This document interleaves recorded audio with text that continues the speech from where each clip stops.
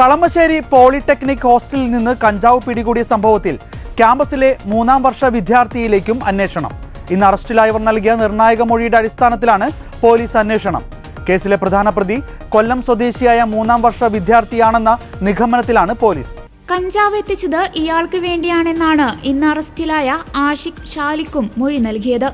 3ാം വർഷ വിദ്യാർത്ഥിക്കായി police അന്വേഷണം ഊർജിതമാക്കി. 3ാം വർഷ വിദ്യാർത്ഥിയുടെ അക്കൗണ്ടിൽ നിന്നാണ് കഞ്ചാവിനായി പണം നൽകിയതെന്നും പോലീസിന് വിവരം ലഭിച്ചു.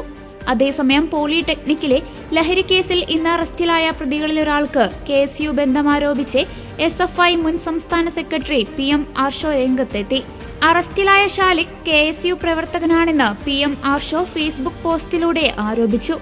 ഷാലിക് KSU അംഗത്വ വിതരണം ഉദ്ഘാടനം ചെയ്തെന്നും PM ആർഷോ കുറിപ്പിൽ പറയുന്നു. ഇതിനുള്ള തെളിവായി ഒരു ചിത്രവും ആർഷോ ഫേസ്ബുക്കിൽ പോസ്റ്റ് ചെയ്തിട്ടുണ്ട്. പ്രിൻസിപ്പൽ പോലീസിന് നൽകിയ കത്താണ് ഈ കേസിൽ ഏറ്റവും നിർണായകമായത്.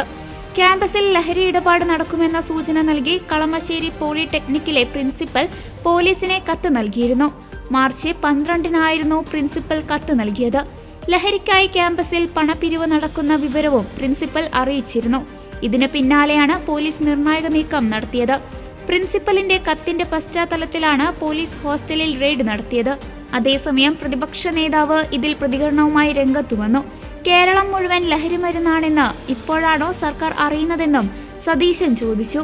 കേരളത്തിലെ ലഹരി ഇടപാടുകൾക്ക് CPMന്റെ രാഷ്ട്രീയ രക്ഷാകർതൃത്വം ഉണ്ടെന്ന ആരോപണം അദ്ദേഹം ആവർത്തിച്ചു. കേരളത്തിലെ ലഹരി ഉപയോഗത്തിന്റെ കാര്യം പ്രതിപക്ഷം വർഷങ്ങളായി ചൂണ്ടിക്കാട്ടുന്നതാണെന്ന് സതീശൻ പറഞ്ഞു. പ്രതിസ്ഥാനത്തുള്ളത് SFI ആണെന്നും സതീശൻ കുറ്റപ്പെടുത്തി. SFI പ്രതികൂട്ടിലായപ്പോൾ KSUവിനെ കൂടി ഉൾപ്പെടുത്താൻ നോക്കുന്നതാണ് ഇപ്പോൾ ഉയരുന്ന ആരോപണങ്ങളെന്നും സതീശൻ പറഞ്ഞു. നിരപരാധികളായ വിദ്യാർത്ഥികളെ പ്രതിയാക്കിയില്ലെന്ന് പോലീസ് തന്നെ ചൂണ്ടിക്കാട്ടിയിട്ടുണ്ടെന്നും അദ്ദേഹം പറഞ്ഞു.